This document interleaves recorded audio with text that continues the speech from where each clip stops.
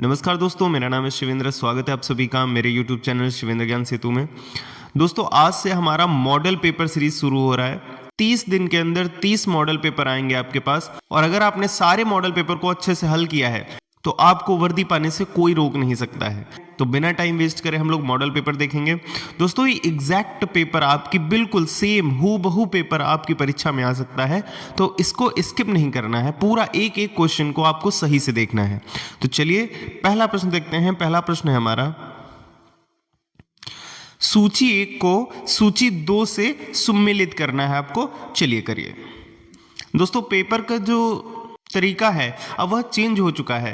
पहले पेपर दूसरे टाइप का आता था, अब पेपर आपका जो आएगा उसमें कूट वाले और ऐसे सूची सम्मिलित करने वाले प्रश्न जो है ज्यादा देखे जाएंगे। चलिए बताइए।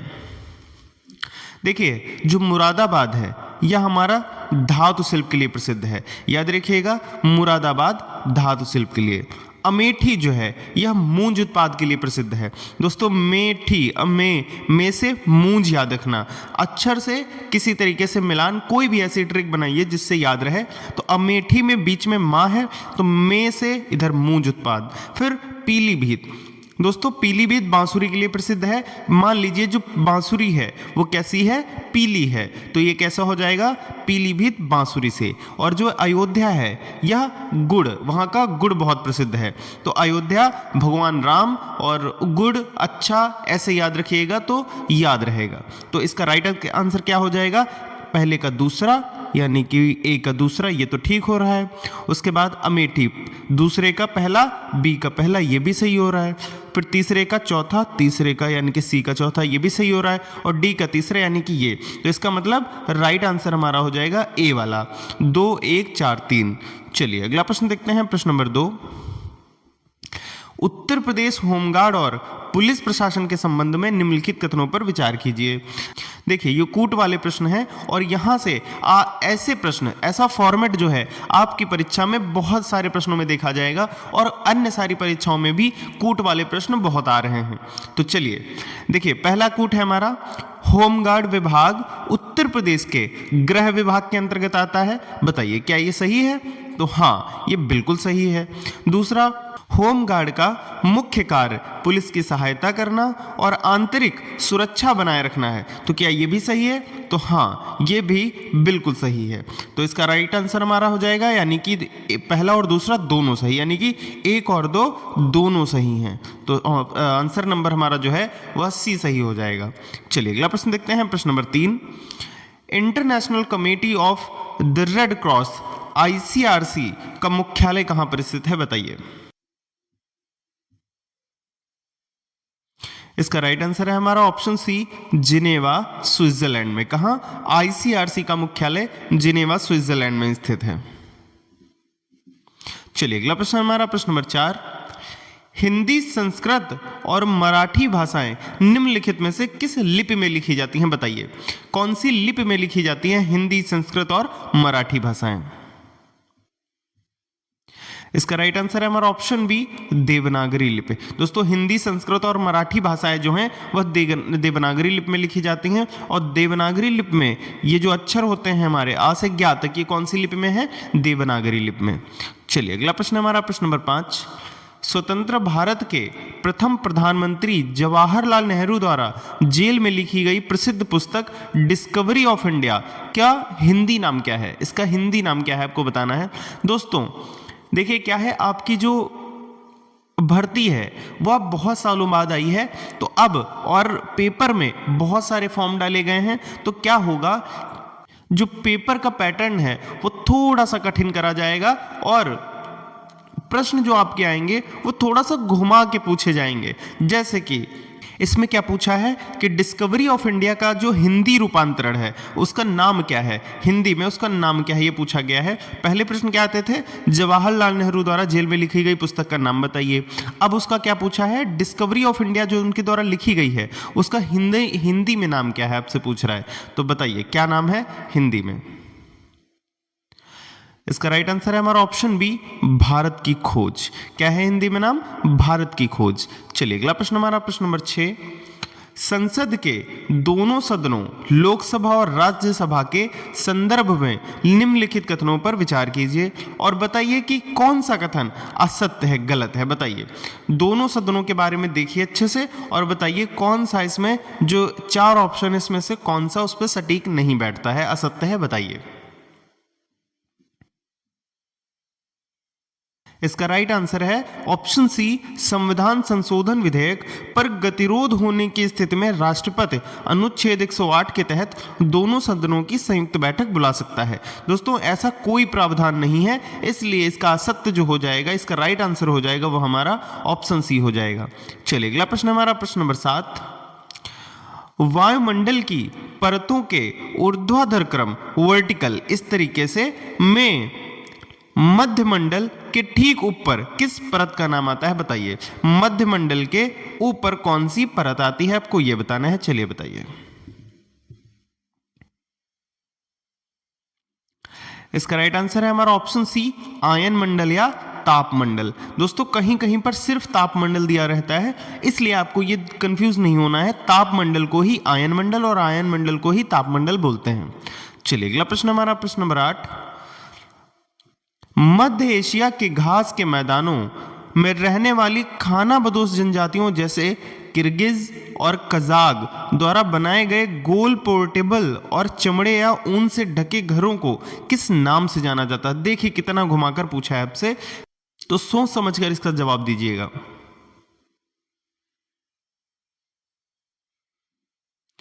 इसका राइट आंसर है हमारा ऑप्शन बी, यूर्त बोलते हैं उन्हें। क्या? यूर्त बोलते हैं। चलिए अगला प्रश्न हमारा प्रश्न नंबर 9। भारत सरकार द्वारा संकटग्रस्त, लावारिस और सहायता के पात्र बच्चों के बचाव के लिए चाइल्ड लाइन सेवा के तहत कौन सा 24 घंटे free emergency toll free number संचालित किया गया है? बताइए।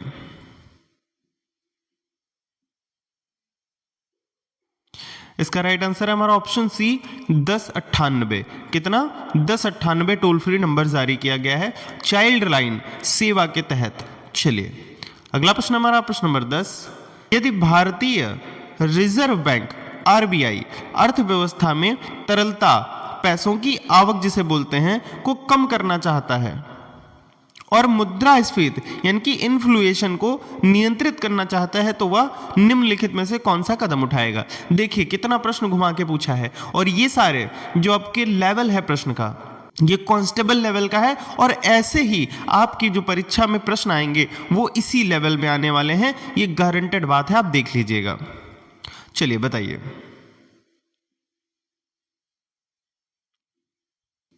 इसका राइट आंसर है हमारा ऑप्शन बी, नगद आरक्षित अनुपात CRR में वृद्धि करेगा। चलिए अगला प्रश्न हमारा प्रश्न नंबर 11। भारत के सबसे पुराने अर्धसैनिक बल का नाम क्या है जिसकी स्थापना 1835 में कछार लेवी के रूप में की गई थी? बताइए। प्रश्न को बहुत ही घुमाया गया है, चलिए बताइए। इसका राइट आंसर है हमारा ऑप्शन बी, असम राइफल्स। चलिए अगला प्रश्न हमारा प्रश्न नंबर 12। भारत में सती प्रथा को अवैध घोषित करने और उसे समाप्त करने का श्रेय किस ब्रिटिश गवर्नर जनरल को दिया जाता है? बताइए। इसका राइट आंसर है हमारा option B, Lord William Bentinck. किसको दिया जाता है? लॉर्ड विलियम बेंटिंक को इसका श्रेय दिया जाता है सती प्रथा का अंत करने का। चलिए अगला प्रश्न हमारा प्रश्न नंबर 13। लॉर्ड रिपन के कार्यकाल के दौरान आए इल्बर्ट बिल विवाद का मुख्य कारण क्या था? आपसे पूछ रहा है, बताइए। किसके कार्यकाल में आया था? तो लॉर्ड रिपन के क्या आया था? Ilbert bill. तो यह इसका जो मुख्य कारण था वह क्या है? चलिए बताइए। इसका राइट आंसर है हमारा ऑप्शन बी, भारतीय न्यायाधीशों को यूरोपीय अपराधियों के मुकदमों की सुनवाई करने का अधिकार देना। क्या था? भारतीय न्यायाधीशों को यूरोपीय अपराधियों के मुकदमों की सुनवाई करने का अधिकार देना इसका मुख्य कारण था। चलिए अगला प्रश्न हमारा प्रश्न नंबर 14। भारत और फ्रांस की सेनाओं के बीच आयोजित होने वाले उस संयुक्त सैन्य अभ्यास का नाम क्या है जिसका 7वां संस्करण हाल ही में आयोजित किया गया था? बताइए।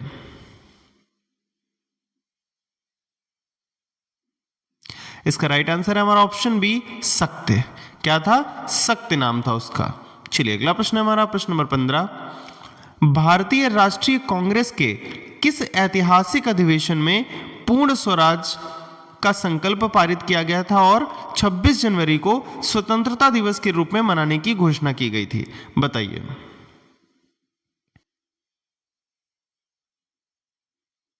इसका राइट आंसर है हमारा ऑप्शन बी 1929 लाहौर अधिवेशन में। चलिए अगला प्रश्न हमारा प्रश्न number 16। Doctor B R Ambedkar ने किस अनुच्छेद को संविधान का हृदय और आत्मा कहा था? बताइए। इसका राइट आंसर है हमारा ऑप्शन डी अनुच्छेद 32 संवैधानिक उपचारों का अधिकार को संविधान का हृदय और आत्मा कहा था। चलिए अगला प्रश्न हमारा प्रश्न नंबर 17। भारत के राष्ट्रपति वित्तीय आपातकाल की घोषणा संविधान के किस अनुच्छेद के तहत कर सकते हैं जिसका प्रयोग भारत में आज तक एक बार भी नहीं हुआ है? दोस्तों भारत में, इसका कहने का मतलब है भारत में वित्तीय आपातकाल अभी तक नहीं लगा है, लेकिन वित्तीय आपातकाल जो है राष्ट्रपति के द्वारा किस अनुच्छेद के तहत उसका अधिकार है? बताइए।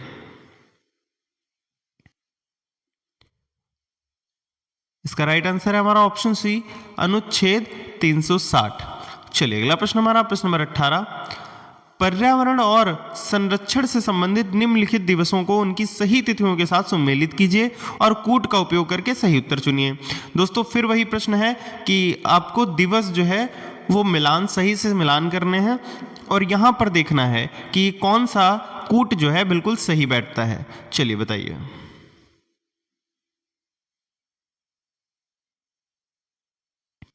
दोस्तों जो विश्व आर्द्रभूमि दिवस है यह मनाया जाता है 2 फरवरी को। कब? 2 फरवरी को। उसके बाद जो विश्व जल दिवस है यह 22 मार्च को मनाया जाता है। फिर जो पृथ्वी दिवस है यह मनाया जाता है 22 अप्रैल को। उसके बाद अंतर्राष्ट्रीय जैव विविधता दिवस 22 मई को मनाया जाता है। तो इसका राइट आंसर कौन सा हो जाएगा? पहले का तीसरा, दूसरे का दूसरा, पहले का तीसरा, दूसरे का दूसरा और सी का पहला और डी का चौथा। यानी कि राइट आंसर हमारा हो जाएगा ए वाला, पहले का तीसरा और दूसरे का दूसरा, तीसरे का पहला और चौथे का चौथा। चलिए अगला प्रश्न देखते हैं प्रश्न नंबर 19। विश्व भारतीय विश्वविद्यालय के संदर्भ में कौन सा कथन विशिष्ट है जो इसे भारत के अन्य सभी केंद्रीय विश्वविद्यालयों से अलग बनाता है? बताइए।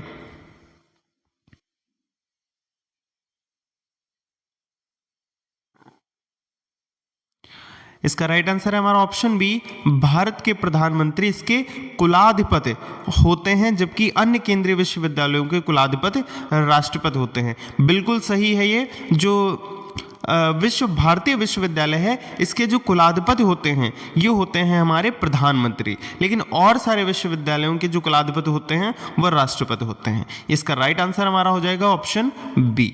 चलिए अगला प्रश्न हमारा प्रश्न नंबर 20। निम्नलिखित में से कौन सा युद्ध भारतीय इतिहास का सर्वाधिक निर्णायक युद्ध माना जाता है जिसने भारत में ब्रिटिश शासन की वास्तविक नींव रखी थी? बताइए।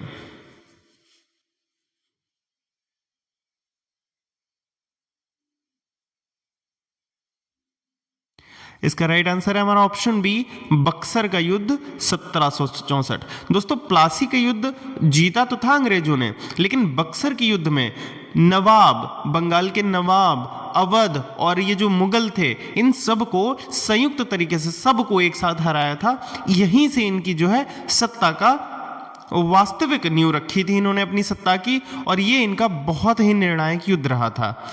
चलिए अगला प्रश्न है हमारा प्रश्न नंबर 21।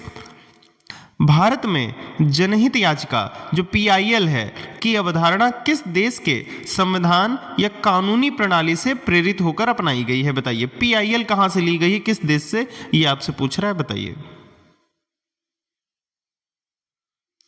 इसका राइट आंसर है हमारा ऑप्शन सी संयुक्त राज्य अमेरिका USA से ली गई है जो PIL की अवधारणा। चलिए अगला प्रश्न हमारा प्रश्न नंबर 22। भारत में प्रकाशित होने वाला प्रथम समाचार पत्र कौन सा था जिसे 1780 में जेम्स ऑगस्टिन हिक्की ने कलकत्ता से शुरू किया था? बताइए प्रथम समाचार पत्र कौन सा था?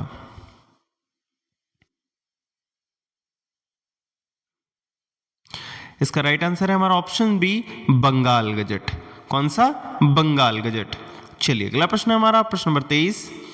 भारत रत्न पुरस्कार के संदर्भ में निम्नलिखित में से कौन सा कथन असत्य है, गलत है, बताइए।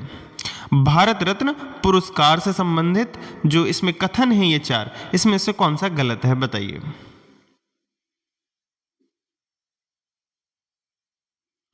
इसका राइट आंसर है हमारा ऑप्शन बी, इसके साथ 5 लाख रुपए की नगद राशि प्रदान की जाती है। दोस्तों इसकी शुरुआत 1954 में हुई थी, ये बिल्कुल सही है। एक वर्ष में अधिकतम 3 व्यक्तियों को ही यह सम्मान दिया जा सकता है, ये भी बिल्कुल सही है, लेकिन अपवाद को छोड़कर। प्रथम भारतीय महिला जिन्हें सम्मान मिला वे इंदिरा गांधी थी, ये भी बिल्कुल सही है। लेकिन गलत कौन सा है? इसमें 5 लाख रुपए की जो नगद राशि है वह प्रदान की जाती है, तो ऐसा कुछ नहीं है। चलिए अगला प्रश्न हमारा प्रश्न नंबर 24। भारत सरकार द्वारा दिया जाने वाला द्रोणाचार्य पुरस्कार निम्नलिखित में से किसे प्रदान किया जाता है, बताइए।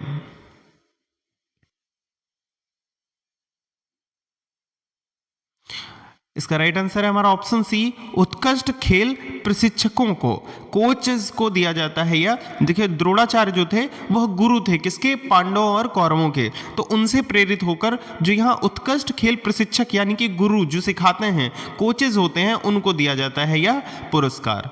चलिए अगला प्रश्न हमारा प्रश्न नंबर 25। दक्षिण एशियाई क्षेत्रीय सहयोग संगठन का मुख्यालय कहाँ स्थित है, जिसकी स्थापना 1985 में ढाका में की गई थी। दोस्तों जो सार्क है इसका मुख्यालय आपसे पूछ रहा है कहाँ पर स्थित है। इतना प्रश्न घुमा दिया, लेकिन इसका मेन जो पूछ रहा है वो क्या है कि सार्क का मुख्यालय कहाँ है, बताइए। तो सार्क का मुख्यालय कहाँ है? काठमांडू नेपाल में है। काठमांडू नेपाल की राजधानी है और ये कहाँ पर स्थित है? काठमांडू नेपाल में। चलिए प्रश्न नंबर 26 है हमारा। संयुक्त राष्ट्र महासभा यूनाइटेड नेशन जनरल असेंबली के अध्यक्ष के रूप में चुनी जाने वाली विश्व की प्रथम महिला और प्रथम भारतीय कौन थी? बहुत ही इंपॉर्टेंट प्रश्न है, बताइए। इसका राइट आंसर है हमारा ऑप्शन सी, विजया लक्ष्मी पंडित। कौन था? प्रथम महिला और प्रथम भारतीय भी थी ये, कौन? विजया लक्ष्मी पंडित। चलिए अगला प्रश्न हमारा प्रश्न नंबर 27। भारत में सर्वाधिक क्षेत्र लगभग 43% पर किस प्रकार की मिट्टी का विस्तार पाया जाता है, जो नदियों द्वारा लाए गए अवसादों से निर्मित होती है और कृषि के लिए अत्यंत उपजाऊ मानी जाती है, बताइए। दोस्तों अगर आपने अभी तक वीडियो को लाइक नहीं किया है तो वीडियो को लाइक कर दीजिएगा। चैनल को सब्सक्राइब नहीं किया है तो चैनल को सब्सक्राइब कर लीजिए, क्योंकि ऐसे मॉक टेस्ट आपको बहुत सारे मिलने वाले हैं और इसके बाद प्रैक्टिस सेट भी शुरू होने वाले हैं। तो आपको चैनल को सब्सक्राइब कर लेना है और बेल आइकन को भी प्रेस कर देना है। चलिए बताइए। इसका राइट आंसर जो है हमारा ऑप्शन सी हो जाएगा, जलोढ़ मिट्टी। कितनी है? 43% है जलोढ़ मिट्टी और यह सबसे ज्यादा पाई जाती है। और यह जो जलोढ़ मिट्टी है यह उपजाऊ मिट्टी मानी जाती है बहुत ही। चलिए अगला प्रश्न हमारा प्रश्न नंबर 28। भारत के किस शास्त्रीय नृत्य को कथक कहा जाता है, जिसका उद्भव जो है वह उत्तर प्रदेश में हुआ और कथा कहने की कला पर आधारित है, बताइए।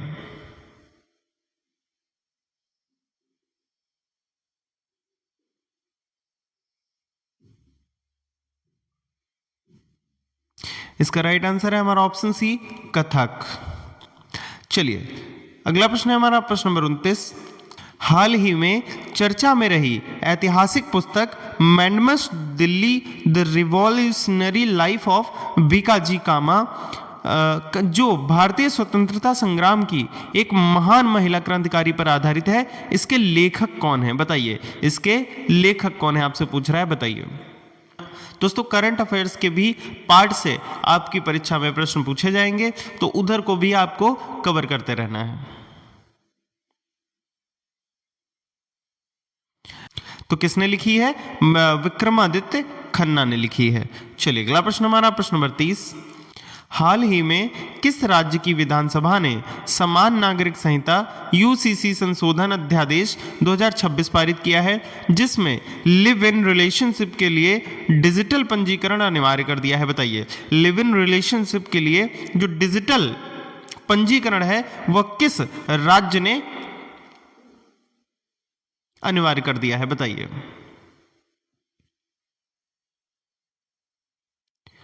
इसका राइट आंसर है हमारा ऑप्शन सी, उत्तराखंड।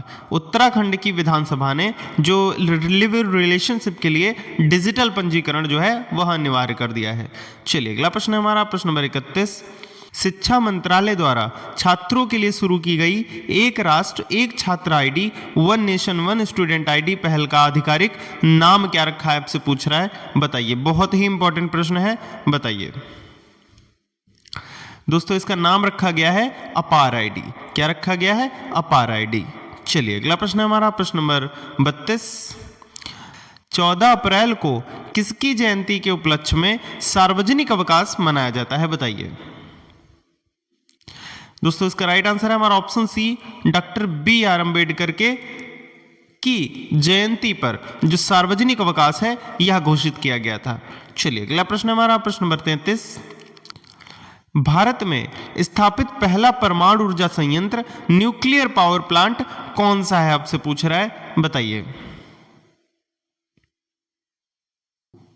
इसका राइट आंसर है हमारा ऑप्शन बी, तारापुर परमाणु ऊर्जा संयंत्र, महाराष्ट्र। कहां है? महाराष्ट्र में है। चलिए अगला प्रश्न हमारा प्रश्न नंबर 34।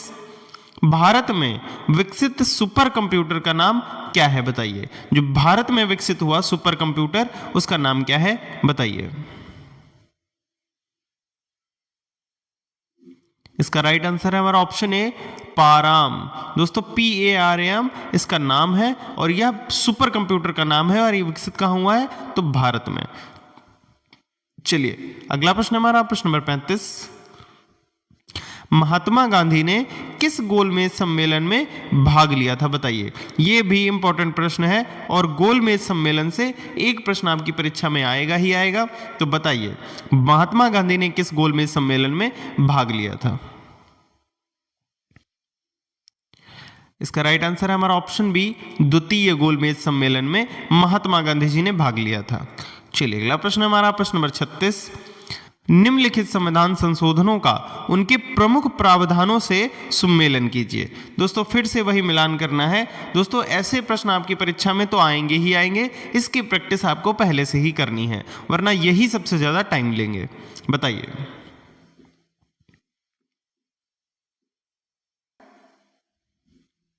दोस्तों 61वां संविधान संशोधन जो है वह मताधिकार किया। दोस्तों ये सारे बिल्कुल सेम मिले हुए हैं, ये बिल्कुल सेम है। 61वां संविधान संशोधन मताधिकार किया है, 18 वर्ष की गई थी 61वें संविधान संशोधन से, और 86वां संविधान संशोधन जो था वह शिक्षा को मौलिक अधिकार बनाया गया।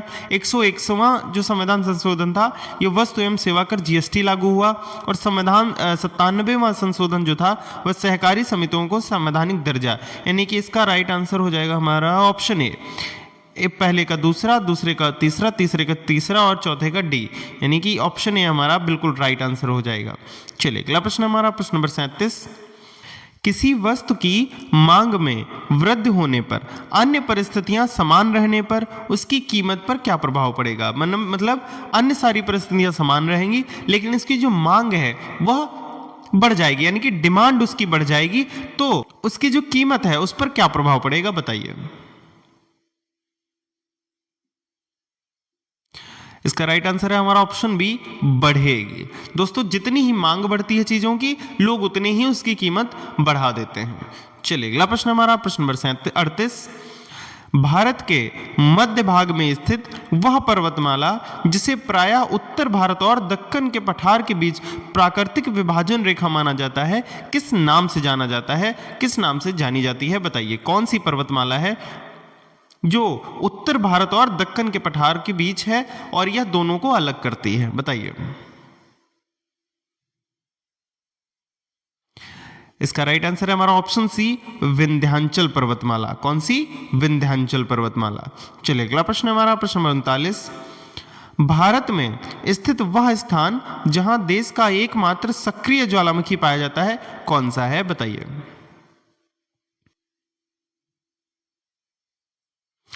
इसका राइट आंसर है हमारा ऑप्शन बी, बैरन द्वीप। दोस्तों सक्रिय ज्वालामुखी एकमात्र कहां पाया जाता है, तो वह बैरन द्वीप में पाया जाता है। चलिए अगला प्रश्न देखते हैं प्रश्न नंबर 40। कुमार संभवम और अभिज्ञान शाकुंतलम के रचयिता कौन माने जाते हैं? इसके रचयिता कौन थे आपको बताना है, बताइए। दोस्तों कुमार संभव और अभिज्ञान शाकुंतलम दोनों किसने लिखी हैं? तो कालिदास ने लिखी हैं। चलिए अगला प्रश्न हमारा प्रश्न नंबर 41। ओलंपिक इतिहास में भारत की हॉकी टीम ने लगातार कितने स्वर्ण पदक जीते थे? बताइए। 1928 से 1956 तक कितने स्वर्ण पदक जीते थे? बताइए।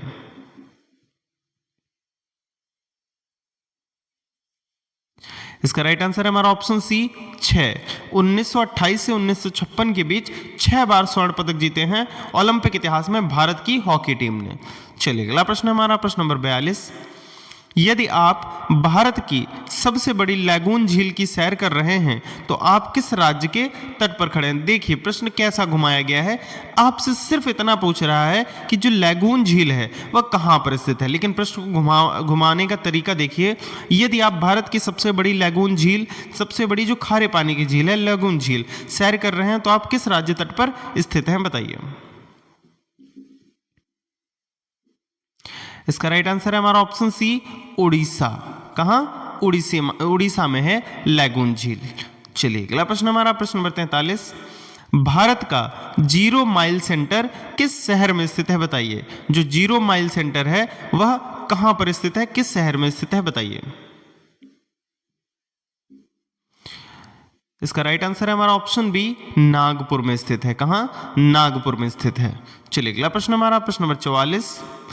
प्रस्तावना के अनुसार भारत एक ऐसा राष्ट्र है। दोस्तों प्रस्तावना के अनुसार भारत कैसा राज्य है आपसे पूछ रहा है, बताइए।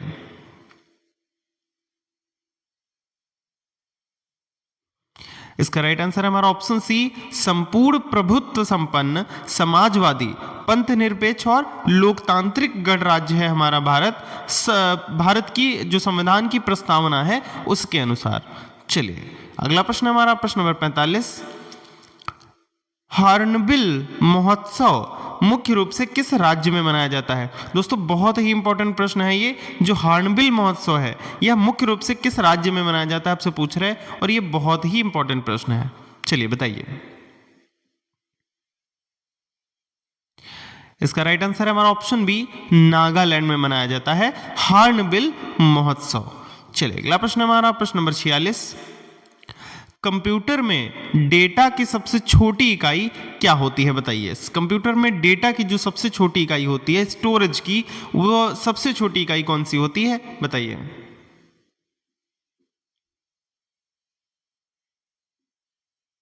इसका राइट आंसर है हमारा ऑप्शन बी बिट। सबसे छोटी इकाई कौन सी होती है? बिट। उसके बाद बाइट, उसके बाद केबी यानी किलोबाइट, उसके बाद एमबी यानी कि मेगाबाइट।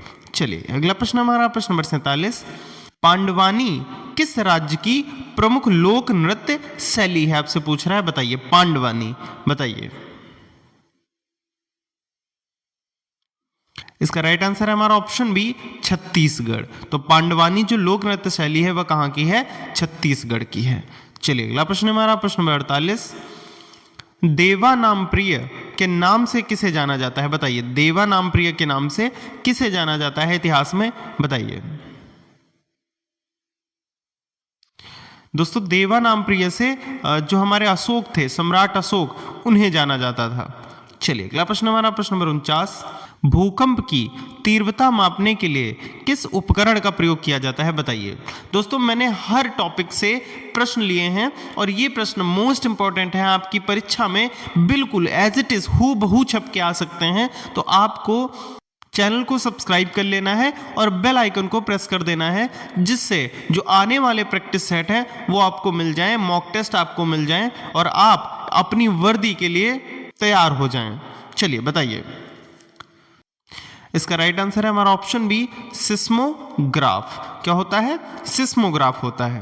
और जो बैरोमीटर होता है ये वायुमंडलीय दाब के लिए होता है, और हाइग्रोमीटर जो होता है ये काहे के लिए होता है? ये वायुमंडल की आर्द्रता नापने के लिए होता है। और जो एनेमोमीटर होता है, एनेमोमीटर, ये पवन की गति यानी कि जो स्पीड होती है हवा की उसको नापने के लिए एनेमोमीटर का प्रयोग करते हैं।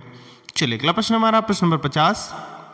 महाभारत का फारसी अनुवाद रज़्मनामा, यानी कि महाभारत को फारसी में क्या बोले, रज़्मनामा, किसके पर्यवेक्षण में किया गया था? इसका जो अनुवाद है वो रज़्मनामा यानी कि फारसी में किसके पर्यवेक्षण में किया गया था, बताइए।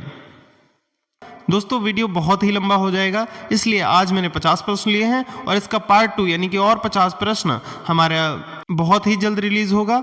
चलिए तब तक के लिए आप इसका आंसर बताइए। इसका राइट आंसर है हमारा ऑप्शन बी, फैजी। फैजी के पर्यवेक्षण में जो महाभारत है उसका फारसी अनुवाद किया गया था, जिसका नाम रखा गया था रज़्मनामा। क्या? रज़्मनामा रखा गया था। दोस्तों आज के वीडियो में इतना ही, अगले 50 प्रश्न अगली वीडियो में। तब तक के लिए जय हिंद, बाय बाय, नमस्कार, मिलते हैं अगले वीडियो में।